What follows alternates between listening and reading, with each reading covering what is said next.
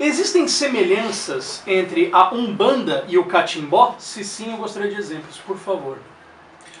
Existem semelhanças principalmente, até onde eu conheço, preciso estudar mais, pela questão da pagelança, pelo uso da fumaça e principalmente por uma entidade de muita luz chamada Zé Pilintra. Zé Pilintra que migra dos terreiros de Catimbó, de Jurema, para a Umbanda e vem trazer a sua luz. Eu fico muito triste porque no interior de São Paulo, em algumas cidades, quando alguns irmãos do segmento espírita vão fazer limpezas de ambientes, dizem assim, desobsessões, por exemplo, nós vamos lá para tirar o Zé Pilintra. E eu sempre digo brincando, não tira não, deixa lá, porque o Zé Pilintra é o espírito de luz e infelizmente, pelo nome Pilintra, sei lá como as pessoas entendem, é associado a um obsessor. Então o Catimbó ele se marca principalmente pela questão da pagelança, da influência indígena. Existe também, claro, a influência afro, culto aos orixás, principalmente Mamãe Iemanjá, presente em quase todos os terreiros, em todos, acredito eu. E existe também uma confusão. Muitas pessoas dizem assim, a Umbanda é do bem e o Candomblé é do mal. A Umbanda é do bem e o Catimbó é do mal. Não necessariamente. A Umbanda, Candomblé, Catimbó, o que for, se fizer o bem e respeitar o livre-arbítrio, é do bem, evidentemente. Se há terreiros corrompidos, temos de Umbanda, Candomblé, Catimbó, segmentos religiosos mais diversos, infelizmente. E dentro dessa diversidade, como nós falamos anteriormente, não existem criações, né? Existem adaptações de nomenclaturas. E dentro do Candomblé, aqui como nós temos dirigentes, alguns caciques, nós temos os mestres dentro do Catimbó. Então, por exemplo, quando nós citamos o mestre Zé Pilintra, não significa que se ele baixar num terreiro de Umbanda, por exemplo, a convite ou enfim, uma visita, ele vai deixar de ser o mestre Zé Pilintra para se tornar o malandro Zé Pilintra. Na verdade, é a mesma energização, só que com nomenclaturas diferentes e muitas vezes um fundamento diferente, uma ferramenta ritualística diferente. Então, na verdade, existe sim essa união, eu gosto mais de falar assim, né? Então, existe essa união dessas entidades para que esses espíritos consigam trabalhar em todos os patamares, de todas as formas, consagrando do mesmo jeito, independente de como ela é chamada. Assim como nós sempre falamos que Deus, para uns é Zambi, para outros é Olorum, para outros é Alá, para outros é Jeová, dentro dessas categorias e classificações, dentro dessa organização espiritual, essas entidades que muitas vezes baixam no Catimbó como um mestre ou como um cacique de pagelança, que vem como um caboclo, vem como um malandro, vem como um boiadeiro, a nomenclatura muda, né? E a forma de trabalhar, obviamente, os fundamentos mudam. Mas não se trata de uma energia mais poderosa ou menos poderosa, até porque perante o plano espiritual estamos todos no mesmo patamar. Saraceni, em sua obra Código de Umbanda, categoricamente traz a figura de dois orixás que, para o Candomblé, são um só. Ele trata de Oiá como um orixá e Yansan como outro. O que vocês têm a dizer sobre tal entendimento? Por favor. Bom, nós respeitamos todas as vertentes e a Umbanda sagrada, criada na terra por Rubens, com influência espiritual, Pai Benedito, enfim, outros, Pena Branca também, trabalha de uma maneira que desdobra alguns orixás. Assim como numa outra questão nós falamos dos amálgamas, a Umbanda sagrada vai por um outro caminho. Então ela pega o Oiá, Yansan ou qualidades como Egunitá e coloca como orixás independentes. Eu respeito isso. Fraternalmente, o que eu discordo, de que eu discordo e o que eu não respeito, é quando na obra do Rubens ele diz assim, esta é a verdade sobre Egunitá, e quem não acreditar assuma a responsabilidade sobre isso. Assim como nós temos outras discordâncias em relação à formação dos cursos, os cursos de formação de sacerdócio, em que, por exemplo, para ser sacerdote pela Umbanda Sagrada é preciso incorporar. E tanto a Umbanda quanto os cultos de nação entendem que não. O sacerdócio é apontado para um médium, seja ele de incorporação ou não. Então são discordâncias fraternas. Conhecemos muitos terreiros, muitos amigos de Umbanda Sagrada. Particularmente para mim, Yansan, Oiá, Egunitá é uma qualidade e é assim que eu interpreto. Entendemos que na Umbanda Sagrada não se trabalham necessariamente as 7 linhas, mas 7 polaridades, portanto 14 polos, é uma maneira de ver diferenciada. Assim como em alguns dos meus livros eu faço o histórico de como as 7 linhas foram compreendidas ao longo da história. Ora, a espiritualidade é a mesma, a maneira como nós entendemos é outra. E como a espiritualidade é humilde e é fluida, ela se adapta a cada terreiro, ela se adapta a cada vertente, seja de Umbanda ou de culto de nação. dentro da linha de Rubens Saraceni, a linha da Umbanda Sagrada, ela é uma vertente dentro da Umbanda, é uma Umbanda dentro das Umbandas, né? Então nós temos Umbanda Sagrada, nós temos Umbanda de Mesa Branca, né? E Demanda, Umbanda de Molocô, Umbanda de Almas em Angola, enfim, nós temos Umbanda Traçada, Umbanda Cruzada, Umbanda Esotérica, Umbanda Astrológica. Então são muitas formas de interpretar diferente, mas na verdade os fundamentos obviamente mudam, mas o objetivo final não. Eu, como filha de Ansan, como filha de Oiá, e eu digo isso com toda a propriedade, eu vejo isso não como um divisor de águas, mas um olhar a mais, né? Obviamente, cada um tem que se expressar e seguir aquilo que a sua espiritualidade comanda, é assim que se forma um fundamento sem entrar dentro dos segredos. Cada um tira os seus fundamentos da oralidade e tudo aquilo que vai alicerçar um terreiro vem da sua própria espiritualidade, da sua própria particularidade. Por isso que não é dogmática, não é uma coisa para todo mundo. Como diz o pai Dermes, é muito complicado quando nós falamos que isso é uma verdade absoluta. Nós, enquanto Umbanda das Sete Linhas, uma casa de Umbanda Cruzada, e já aproveito para desmistificar um pouquinho, porque para alguns lugares Umbanda Cruzada é Umbanda Cruzada com Candomblé, e muitas pessoas chamam de Umbandomblé, sendo que Umbanda Cruzada de Candomblé e Umbandomblé não é a mesma coisa, né? Mas a Umbanda Cruzada, ela pode ser cruzada por dois motivos. Dois dirigentes espirituais com duas fundamentações diferentes comandando a mesma terreira, e um dirigente espiritual que se formou em uma linha de Umbanda e acabou fazendo a sua fundamentação final para tocar outra, que é o meu caso. Eu sou formada em Umbanda de Almas em Angola, era uma Umbanda de corte, sim, e isso deve ser respeitado, porque lá os animais eram tratados com todo respeito, né, desde o início, tinham a melhor comida, tinham o melhor tratamento, não sofriam para morrer. Então as pessoas também que se indignam com corte, dizendo que não concordam, deviam visitar um terreiro e deviam visitar um abatedouro, porque se você ainda come churrasco vendo um abatedouro, você está tendo uma indignação seletiva, né? Então é muito complicado.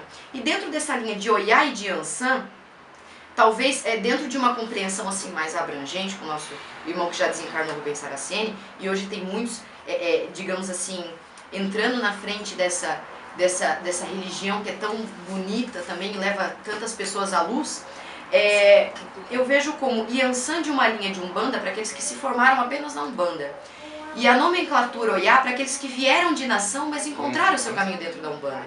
Então talvez essa diferença faça toda a diferença, com perdão da redundância. E existem também a questão das qualidades, das magias, magia do fogo, magia das pedras, magia dos cristais, magia da espada. São vários tipos de iniciação que dentro de outras umbandas nós não vemos, mas não é por isso que nós somos melhores ou piores. Dentro da questão do irmão ainda, do irmão Rubens Saraceni, existe muita positividade, né, para tudo que ele fez, abriu muitos caminhos dentro das leituras. A única coisa que realmente eu não concordo, e não é porque eu não concordo que eu vou deixar de respeitar, tenho vários conhecidos e amigos da Umbanda Sagrada, é essa questão de a verdade absoluta, é assim porque eu estou colocando, que me foi passado assim. Eu enxergo isso como a sua verdade. Eu sempre coloquei isso quando eu lia os livros do Rubens, né, e ainda tenho muitos livros para ler. Mas pode ser verdade dele, mas eu tenho que filtrar. E a partir do momento colocado de uma forma assim, se eu filtrar e se eu não aceitar aquilo como uma verdade absoluta, eu estou indo contra a Umbanda. Como muitas pessoas que falam que não existe corte na Umbanda, existe sim. Você tem que parar de tentar ser preconceituoso e mexer na panela dos outros, cada um que mexe suas panelas, né? E por um outro lado, na questão ainda de Ansan, de Oiá, tem muitos que falam que vão trazer Santa Bárbara. Existem nomenclaturas e qualidades, como Egunitá, nós não enxergamos como um orixá em si, mas como uma derivação, como uma qualidade das Yansãs, nos métodos de trabalho. O que são as qualidades? São as fundamentações diferentes. Eu trabalho com uma Yansan Matamba, que dentro da Angola ela é uma inquice, né? E dentro de outras religiões isso me foi questionado. Mas como é que você traz um inquice para a Umbanda? Então eu não perdi a estribeira, obviamente, né? Porque é o irmão fraterno, enfim, todos são. Mas eu disse assim, tá, e quem é você na fila do pão? Para me dizer quem eu trago ou não dentro do meu terreiro. Quem tinha que me cruzar, quem tinha que me pembar, quem tinha que comprovar se era uma entidade ou não, já o fez. Então cuide do seu terreiro, meu irmão, e não do terreiro dos outros. Porque enquanto você está molhando com veneno o terreiro dos outros, a sua quartinha está secando e o seu orixá está morrendo de fome. E depois disso eu não tive mais problemas. Então nós temos Egunitá, nós temos Matamba, nós temos Igbalé, nós temos Funã, nós temos Odara, nós temos várias qualidades de Yansan.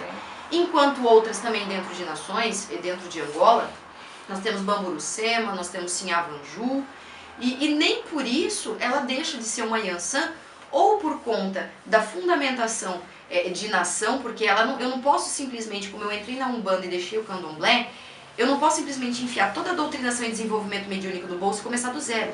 Assim como um batismo é um batismo em qualquer lugar, nós temos sacramentos sólidos.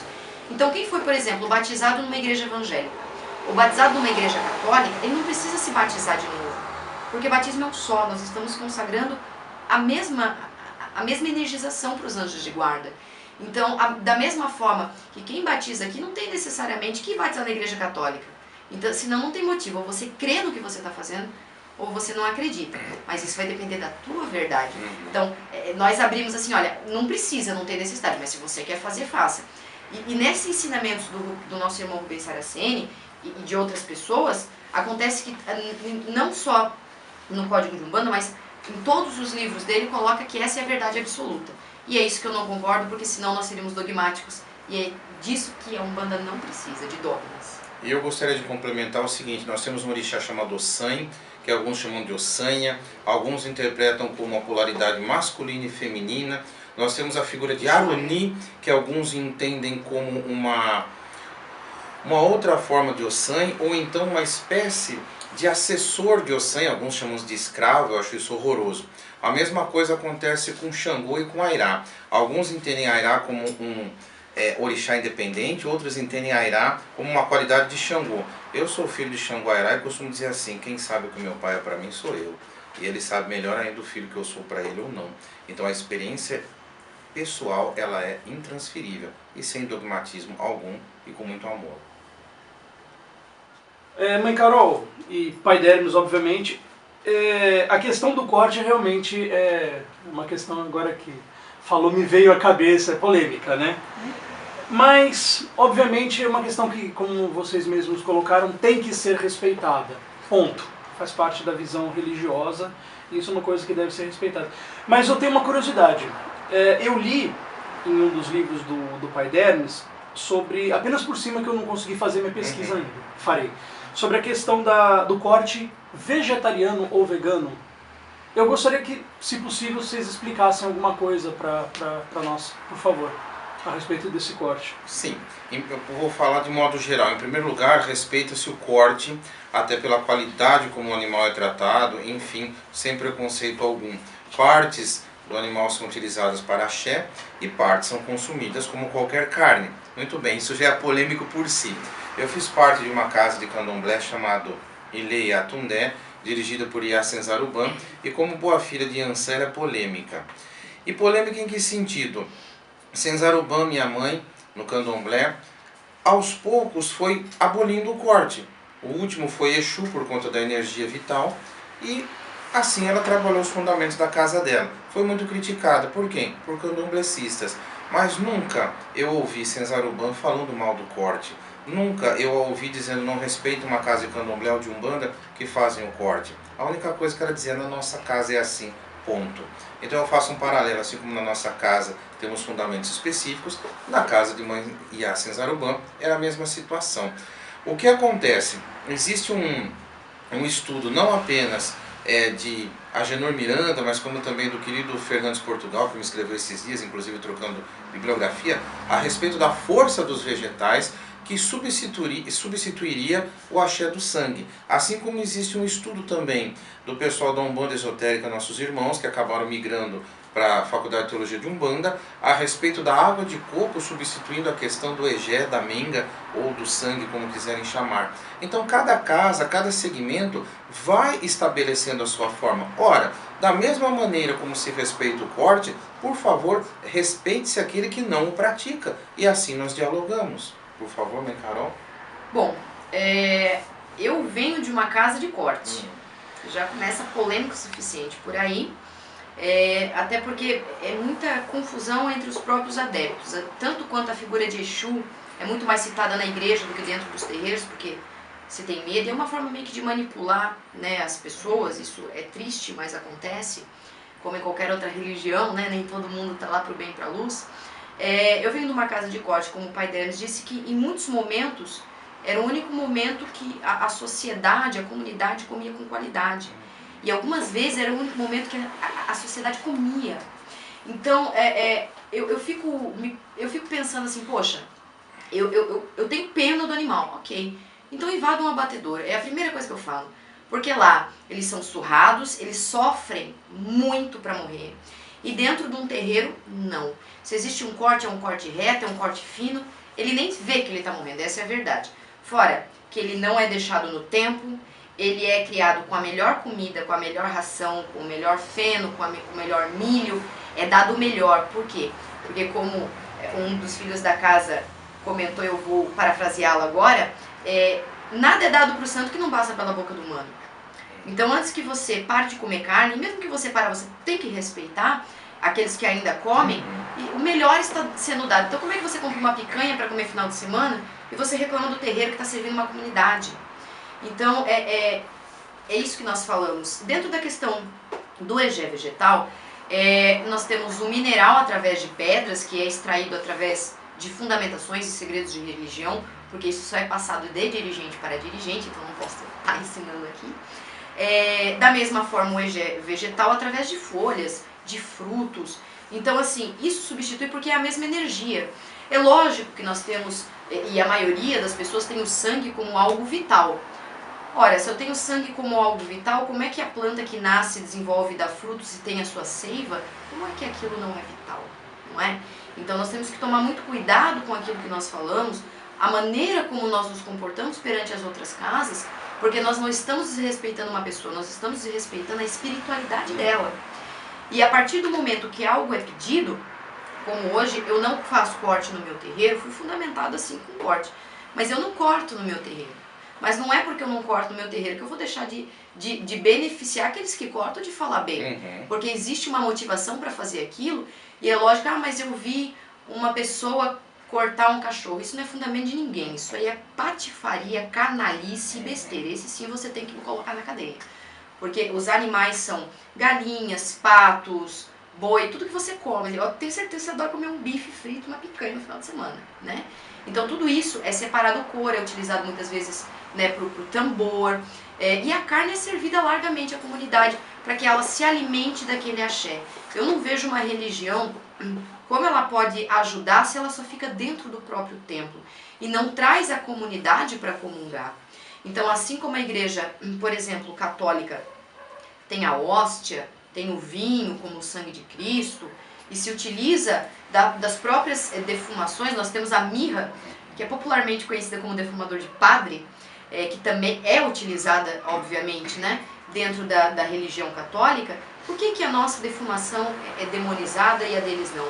Por que talvez a nossa bebida, aquilo que nós distribuímos para a comunidade é demonizado e o deles não? Porque existe uma questão também que envolve poder, envolve preconceito, e nós vivemos assim ainda, né, parece que nós estamos em 1816.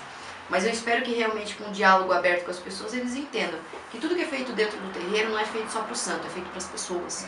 Porque nós não queremos viver para nós. Nós vivemos não para ser servidos como outras religiões, e não estou generalizando, mas cada um tem a sua. Nós vivemos para servir. Tanto que nós não vivemos da religião, nós vivemos para a religião. E tem uma diferença bem grande aí. Existe alguma influência das religiões ameríndias na Umbanda? Posso responder essa? Por favor. Com toda certeza. Quando nós falamos em tripé da Umbanda, nós estamos falando de caboclos, pretos velhos e herês. Como uma trindade, especificamente. Óbvio que existem os orixás dentro desse patamar. Então nós temos mais ou menos uma organização, eu vou colocar mais ou menos com todo respeito, obviamente, para que fique bem claro, né? Então nós temos Zambi, Deus, Alá, Jeová, enfim. Nós temos arcanjos, anjos, orixás, guias e guardiões. Dentro desse tripé de fundamentação, nós temos os orixás, né? Que remonta, vamos colocar assim, e embeleza também a nossa amada Umbanda, os orixás africanos. Então nós temos o africanismo sendo envolvido nisso, juntamente com os pretos velhos, trazidos da África, que foram escravizados e deram seu suor e seu sangue para regar esse país. Não é verdade? Todos nós somos descendentes de escravos, vocês gostando ou não. Nós temos os herês, como as crianças de várias nacionalidades que desencarnaram em idade tenra, como nós falamos, numa inocência, numa situação extrema, né? Abuso, maltrato, abandono. E nós temos na figura do ameríndio os nossos caboclos. Nós temos tanto eles trazidos da Europa, alguns deles, como a gente vê esses índios americanos, né? Quanto os caboclos, sim, dessa terra, filhos desse chão, donos desse chão, porque aqui todos nós somos imigrantes. Aqueles que falam assim, ah, mas veio um monte de haitiano, agora... Não vai acontecer. Você é o primeiro a roubar essa terra, meu irmão. Então, você não tem muita moral pra estar falando, não. Você tem que voltar e deixar pros índios, né?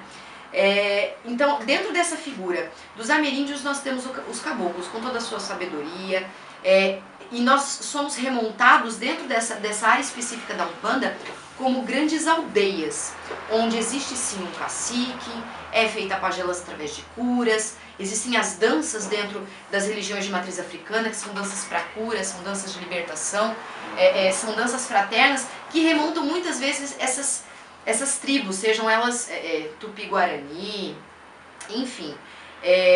E essas danças, elas trazem toda a ancestralidade dessa terra. E é isso que dá esse poder, digamos assim, não para nós, mas para essa corrente mediúnica na qual nós nos formamos. Nessa questão dos ameríndios ainda, nós temos a questão da escravização dos índios, né? E isso é muito complicado porque existem alguns escritores, existe uma escritora, enfim, que ela diz que ela apoia, e eu não compreendo como uma pessoa de religião possa apoiar a escravização do índio, porque ela concorda que deveria ter sido sim escravizado, que isso foi muito benéfico para o país. Desde quando o sangue de uma pessoa é benéfico para alguém? Na verdade é benéfico enquanto não for seu, né? Porque é sempre assim. Então a questão da escravização dos índios, a questão de serem roubadas essas terras, e hoje eles virem para dar esse axé, tanto quanto os pretos velhos, e dizer, olha meu irmão, antes isso acontece muito dentro da nossa religião, em certos ensinamentos, você me matou enquanto eu era índio. E hoje eu venho nesse cavalo para protegê-lo e para nós trocarmos essa informação, para que ele compreenda também o mal que já foi feito e eu consiga perdoá-lo. Porque sempre num contrapeso, algo foi feito de ruim e essa pessoa revidou a vingança. A vingança não é um bom caminho para ninguém. E a espiritualidade está aí para nos provar isso. Então, desse grande tripé, que são os caboclos, inclusive o que deu o brado para a nossa amada Umbanda, para iniciar essa jornada tão bonita, e nós estamos engateando, vamos fazer 108 agora, né, anos de Umbanda, foi o caboclo das 7 encruzilhadas, né? A princípio nasceu em outras terras, ele era estrangeiro, são várias reencarnações, e depois nasceu como um caboclo brasileiro. E nisso ele tem assim, emancipado, né, a nossa espiritualidade desde então, não que outras religiões não façam isso, né, cada um do seu, mas a importância da influência dos ameríndios, vindas de todas as partes, digamos que é a base do tripé mais forte dentro da nossa religião, porque todas as casas que têm uma fundamentação também são fundamentadas para os caboclos, têm os seus assentamentos e com toda essa ancestralidade, através de Oxóssi, que é o rei das matas, através de Ossan e Ossanha, energia masculina e feminina, através da defumação que é feita com as ervas, que todo mundo, né, aqueles que já ouviram, conhecem, defuma com as ervas da Jurema, seja todo um caminho, não tem como se dar continuidade a ele sem Oxóssi, sem a cura, sem a mentalidade de comunidade. Então, se eu me importo com a minha aldeia, eu não posso me importar só comigo, eu tenho que me importar por meus irmãos. Então tem aquele que vai cozinhar, que pode ser também aquele que vai limpar, e aquele que vai pescar, e tem os guerreiros que vão proteger, mas uns protegem aos outros. E eu acho que esse é o ensinamento mais forte, porque é o ensinamento de Oxóssi de fartura. Mas não é fartura só de alimento, porque ele não quer que casse a modo que falte para outras pessoas. Você tem que pegar aquilo que você precisa utilizar, né? Mas é a fartura de fé e a fartura de amor e caridade ao próximo. É muito emocionante de pensar na força dos caboclos, seus 7 encruzilhadas que vem abrindo oficialmente a Umbanda, não que os caboclos não incorporassem antes, não aconselhassem, enfim. É uma gratidão muito grande mesmo. Tenho a oportunidade e a honra de trabalhar com o seu Jiboia, na verdade o seu Jiboia que trabalha comigo, né, por intermédio. Sou muito grato ao seu Pena Branca, seu Cobra Coral, tantos caboclos, seu Tupinambá, meu padrinho em tantas ocasiões, esse caboclo com vários médiums, caboclos individuais indiferentes, mas tupinambás, né, digamos assim, como Penas Brancas, enfim. E sou muito grato de forma especial ao seu Sete Flechas, pela ancestralidade, pela questão da minha infância, o histórico que ele tem na minha vida, dentro dos fundamentos de Umbanda. É um ponto que o seu Sete Flechas diz assim: ele atirou, ele atirou, ele atirou e ninguém viu. Seu Sete Flechas, quem sabe onde a flecha caiu. E é muito bonito quando a gente sabe pelo menos um pouquinho desse percurso da flecha do seu Sete Flechas. Ele atira bem, eu sou míope, alguma coisa eu vou enxergando dentro do que ele atira. Sendo uma entidade, para que a utilização de alguns instrumentos como o fumo, por exemplo? Pergunto, pois até onde pesquisamos, o fumo é uma folha típica da América e não tem nenhuma conexão, pelo menos até onde a gente saiba, com as religiões praticadas na África, especialmente com as que vieram da África. O que vocês poderiam comentar para nós a respeito disso, por favor? Posso começar?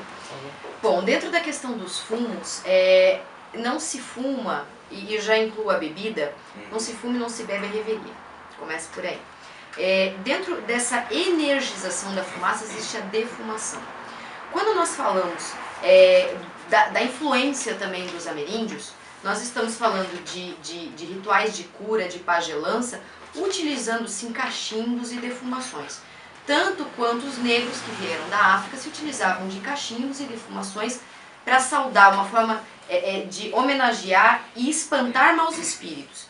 Então, quando nós utilizamos do charuto, do cigarro, do fumo de corda, enfim, de todos os elementos do fumo, não são só as ervas em si que estão sendo utilizadas, mas a emanação da fumaça através de uma entidade que está em terra.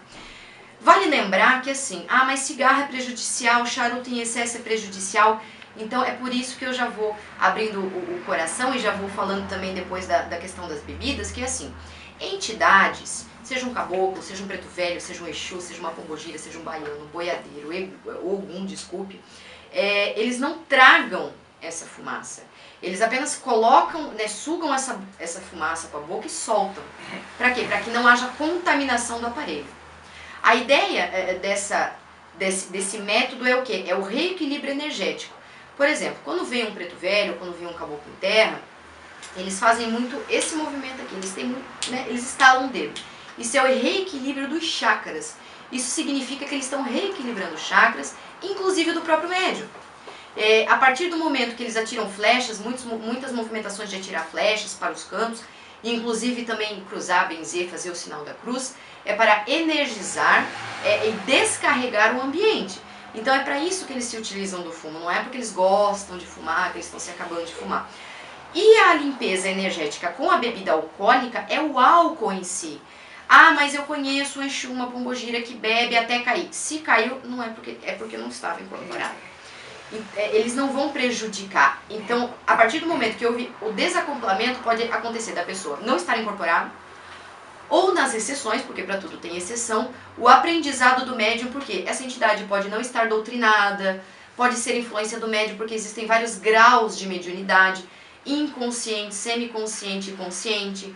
Então pode ser que nesse desenvolvimento e nessa doutrina ele não está preparado. Então é meio que o choque, você não pode fazer isso porque eu não vou levar. Eu não tenho como retirar tudo porque eu não estou completamente desenvolvido. Então eu não vou conseguir retirar todo o álcool, que é a asepsia do próprio corpo do médium e também da assistência.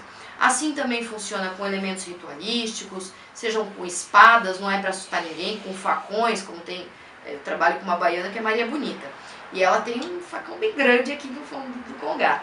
Não é que ela vai machucar alguém, mas é o corte, de miasmas astrais. O laço do boiadeiro é para pegar energizações, porque existem classificações das energias deletérias umbralinas. Então nós temos Egum, Quiumba, vampiros e obsessores. E ainda existem subclassificações disso. A gente não vai entrar porque senão vai se estender muito. Mas a questão do fumo em si é para que, ao mesmo tempo que ele energize e dê um passe, ele tire toda a energização negativa que está no ambiente.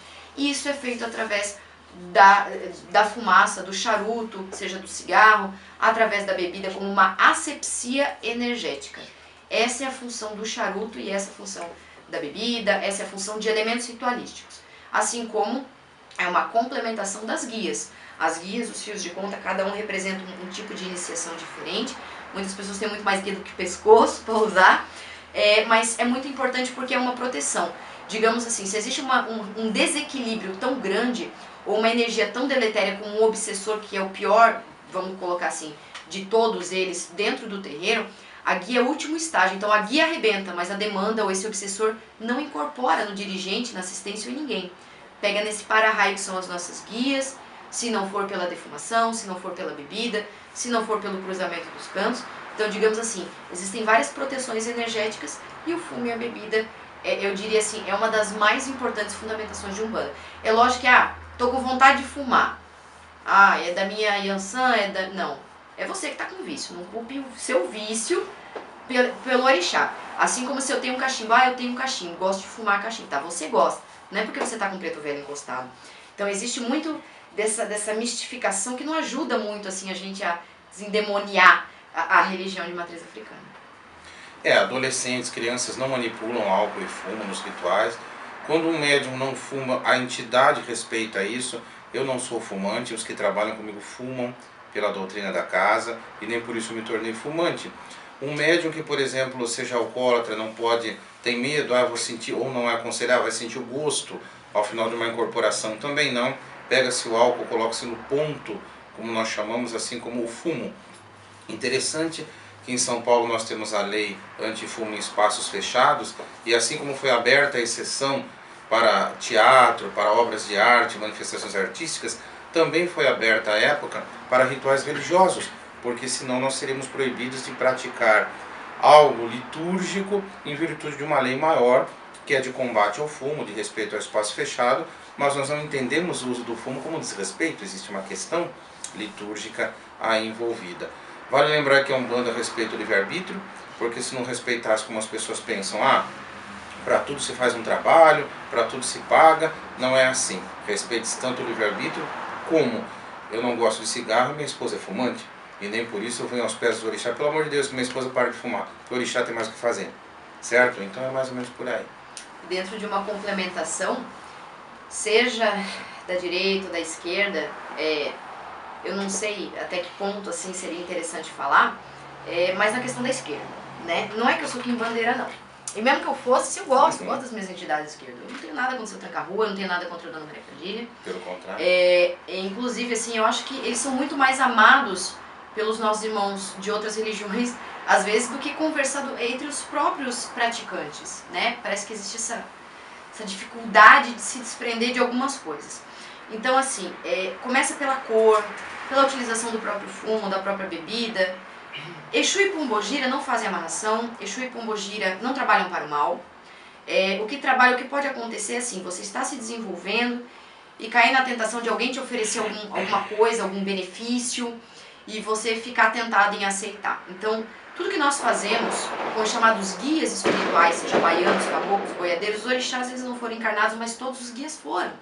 Então eles também estão em evolução no plano espiritual. Então tudo que nós fazemos também vai refletir neles. Então, na verdade, não é que nós seguimos eles estão seguindo a nossa atitude. Então, se algo é feito corrompendo o livre-arbítrio, com certeza não foi o Exu ou uma Pombogira que fez. Foi um ser humano em busca de benefícios. Isso vale para amarrações, isso vale para alguns terreiros que infelizmente fazem, para você conseguir alguma coisa, você tem que deitar com o meu cavalo.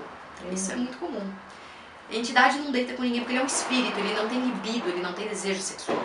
Então começa por aí, né? É bom lembrar isso, porque o que nós vemos assim, Pombogira, o povo ama falar da Maria Padilha, né? Maria Padilha é prostituta, ela coloca o espírito da prostituição, e se você abandonar a cama, se você tiver com raiva, ou seja, primeiro que incita, né, um machismo dentro do relacionamento, que você tem que ficar debaixo dos pés. Que isso já não, pra mim, já não vale nada, né? E por um outro ponto, existe a questão assim, pra que Maria Padilha vai entrar dentro de uma casa ou dentro de algum lugar para fazer algo negativo? Como é que podem dizer os próprios adeptos da religião que Exu e Pombogira é um catiço, é um falangeiro, é um escravo, sendo que ele é um espírito de luz, que consegue, pela sua energização, ir mais fundo para resgatar espíritos. E como é que os orixás, os guias, que são de luz, permitiriam que logo depois deles virem nos limpar, viriam um espírito para nos sujar? Então, assim, falta um pouco de raciocínio.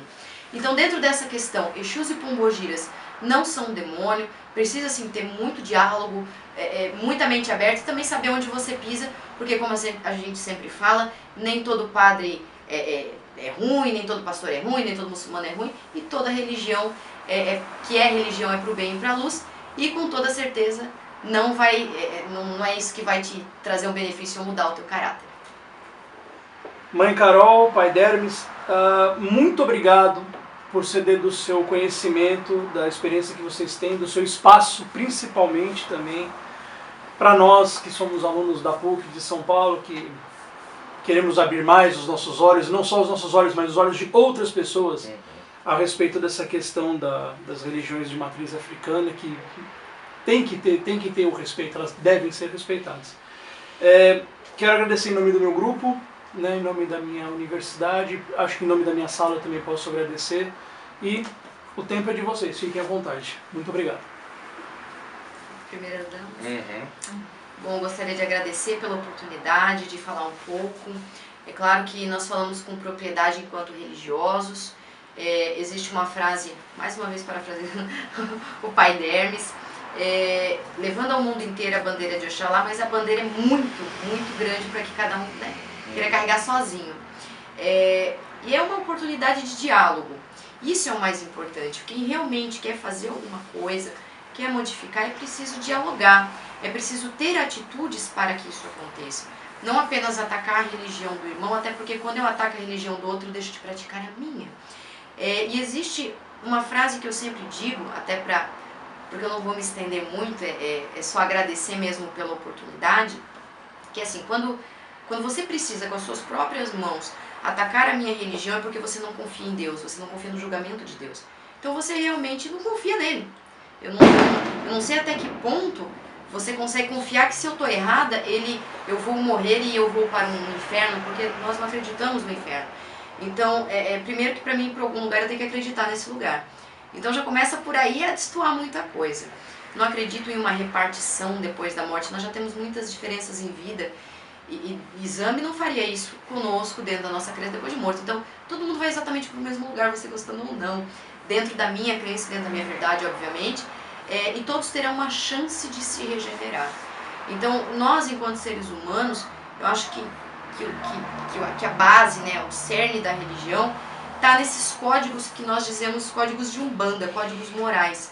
Mas não morais para você só fazer aqui dentro e chegar ali fora você falar mal do seu irmão. Não falar que Deus te ama, que você é o porta-voz de Deus e maltratar alguém na rua. Dizer que como é ruim a fome na África e você ignora uma criança passando no meio da rua. Então, a religião de Umbanda, para mim, pelo menos, é isso. É você esquecer que tem paredes aqui e conseguir atingir o máximo de pessoas possível. Não para que eu seja a bambambam, né, diferentona, como a gente fala da religião, mas para que a gente realmente consiga acolher a todos os irmãos, estando na minha crença ou não. Por isso que, como sempre foi falado, é uma religião de pobre, é uma religião de travesti, é uma religião de gay, mas também é uma religião que tem os seus sacramentos, tem as suas liturgias, e você não precisa ser da religião de Umbanda para tomar um passe. Nós não queremos converter ninguém porque nós acreditamos que não existe conversão. De quê para quê? De exame para Deus? Se são a mesma energia? São vários caminhos para chegar até Ele. Então, que isso sirva para todos vocês, formandos e que estão em busca desse conhecimento. O nosso conhecimento não é absoluto, pesquisem mesmo. E não façam como muitos daqueles que nos atacam, queimam as nossas casas, matam os nossos dirigentes, porque essa é a grande realidade. Nós estamos morrendo não porque nós estamos indo na rua, nós estamos morrendo dentro das nossas casas, apedrejados, a tiros e de todas as outras formas que vocês possam imaginar. E de uma forma a mídia está manipulando isso para dizer que não é nada, que é alguém, e nunca fala que nós somos religiosos de Umbanda. Então, que dentro dessa faculdade, né, mediúnica que nós temos, consiga atingir essa formação que vocês estão tendo e levem isso adiante. Não importa se você acredita na minha religião ou não, mas você precisa me respeitar, porque nós não queremos ser tolerados, nós queremos ser respeitados. E muita axé a todo mundo. Eu agradeço o contato que foi feito, a partir da leitura de alguns trabalhos meus, e essa oportunidade, essa visita até a nossa casa espiritual, isso é tão importante para nós. Eu costumo usar uma imagem, já coloquei em alguns dos meus livros, que é assim, até porque eu sou da área de letras, que Deus é poliglota. E cada religião é uma forma de falar com Ele, cada um de nós tem uma língua, portanto. Mas quando eu aprendo a língua do meu irmão, eu me comunico ainda melhor com Deus. Ou seja, quando eu aprendo um pouco da religião do meu irmão. E eu não preciso ficar preocupado em perder a identidade, porque sempre eu vou aprender a língua do meu irmão com sotaque.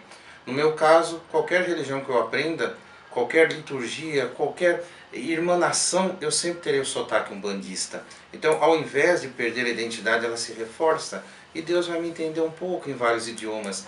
Apesar de que eu tenho que falar menos com Deus e ouvir mais o que Ele me fala. Esse é o princípio. Primeiro, costumo dizer também que num Estado laico, religião é questão de cidadania. E é por isso que nós defendemos o Estado laico, o diálogo interreligioso, também o ecumenismo entre as religiões afro-brasileiras. São conceitos diferentes e não precisam ser negados, podem ser acrescentados. Estado laico, diálogo interreligioso e ecumenismo. Isso é muito importante. Entendemos a Umbanda pé no chão, como chamamos, uma Umbanda que não cobra, uma Umbanda que é serviço mediúnico e atendimento gratuitos, caritativos, com estudos, com reflexões, uma Umbanda na qual você não entrega o livre-arbítrio, o seu poder de decisão, pelo contrário, você aprende a ser responsável por você, pela sua vida, pelos seus caminhos. Orixá ampara, Orixá nos pega pela mão, Orixá por vezes até nos carrega um pouquinho no colo em alguma parte, mas ele não caminha por nós, ele nos ensina a caminhar. E eu desejo a todos muito axé, muita paz, e que Pai Xangô, meu orixá de cabeça, dê sempre a cada um de vocês a palavra justa e precisa, a justiça, mas sempre com compaixão, e que minha mãe Oxum adoce a todos, principalmente naqueles momentos em que nós estamos mais amargos, como entrega de TCC, como fim de semestre, como época de pagar mensalidade, está tudo muito duro, que a gente não perca a paciência, pelo contrário, que a gente veja no amargor a lição doce que vem depois. Sejam todos convidados a vir aqui a Blumenau, tenda de Umbanda em Ansamatamba, Caboclo Jiboia, dirigente Mãe Carol, dirigente Pai Dermes. Estamos ao lado da Vila Germânica, como sempre dizemos para os amigos, venham, participem de uma gira, tome um passe, depois tome um chopp também em Blumenau, conheça, participe, porque a vida é celebração. A Umbanda é uma religião em que a gente canta, a gente dança, a gente bate palmas e a gente se senta e come junto com os orixás, como um filho em qualquer família. Não há nada mais saboroso do que você receber na boca um pedaço de alimento que seu pai e sua mãe tirou do próprio prato e lhe deu. Muito axé a todos e o nosso saravá.